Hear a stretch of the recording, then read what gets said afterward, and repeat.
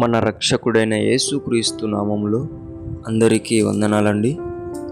ఈరోజు దేవుని మాటలు మీకా గ్రంథము 7వ అధ్యాయము 11వ వచనము.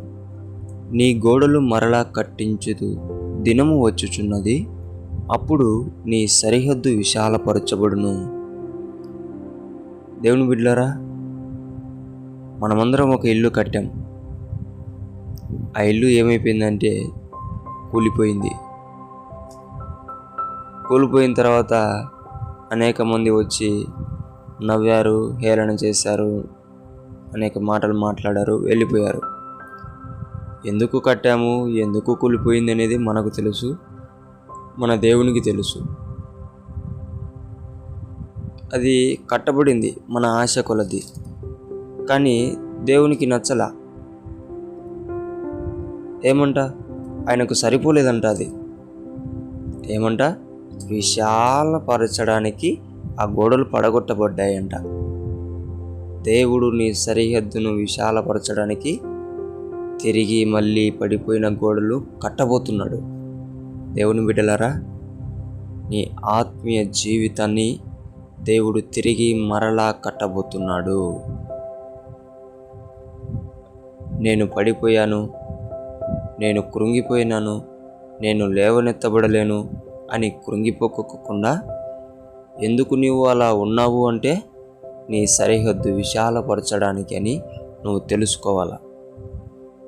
దేవుని బిడ్డలారా, నీ సంఘము ఈ దినమున దేవుడు చెప్తున్న మాట, అనేక ఆత్మల చేత కట్టబడబోతుంది. నీ సంఘము అనేక విధాలుగా సరిహద్దులు విశాలపరచబడబోతున్నాయి. నీ కుటుంబము దేవుడు సరిహద్దును విశాలపరచబోతున్నాడు. నీ ప్రార్థనను దేవుడు సరిహద్దును విశాలపరచబోతున్నాడు. దేవుని బిడ్డలారా, పడిపోయామని, కృంగిపోయామని మనం ఎప్పుడు కూడా అనుకోకూడదు.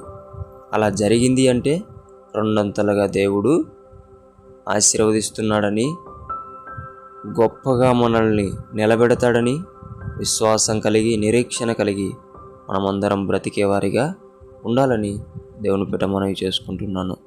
దేవుడి మాటలను దీవించునుగాక. ప్రార్థిద్దాం. యేసయ్యా, నీకు వందనాలైనా తండ్రి, నువ్వు మాట్లాడిన మాట జీవం గలదయ్యా.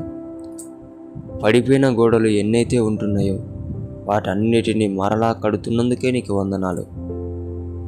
అది కూడా సరిహద్దులు విశాలపరిచి కడుతున్నందుకే నీకు ప్రత్యేకమైన వందనాలు.